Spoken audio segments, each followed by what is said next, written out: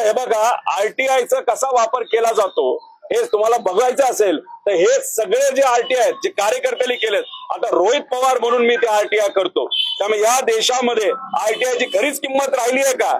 जसं मीडियाचा आमच्या सगळ्यांचा आवाज दाबला जातो, तर या कलमाचा पण आवाज हे सरकार दाबते का नाही हे जर बघायचं असेल तर उद्याच आम्ही आरटीआय करणार आहे. बघू, दूध का दूध आणि पाणी का पाणी. त्यामुळे ह्याला उत्तरं मिळतात का नाही हे आम्ही बघू. आणि काही लोकांना वाटत असेल ही उत्तरं नाही दिली तर रोहित पवारकडे पुरावा नाही.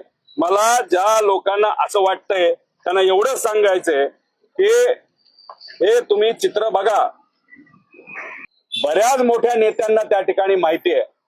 त्यामुळे मला एवढंच सांगायचंय की हे विषय आजपर्यंत सगळ्याच गोष्टीचं कुठं राजकारण होऊ नये या भूमिकेतून आम्ही ह्याला हात लावलेला नाही.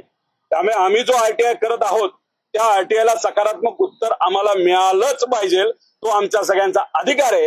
आणि मला असं वाटतं सीआयडी कडनं काही अपेक्षा करून चालणार नाही. तो जो पाटील कोण अधिकारी आहे उर्मट पद्धतीने त्या ठिकाणी बोलतो.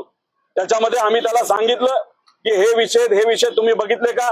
ते म्हणाले नाही, सीआयडी ह्याच्यात जाऊ शकत नाही. आम्ही त्यांना काय म्हणलो की अहो तुम्ही म्हणताय की एआयबीचा फायनल रिपोर्ट साठी आम्ही थांबणार आहे. अरे एआयबीचा फायनल रिपोर्ट आजपर्यंत कुठला झालेला नाही.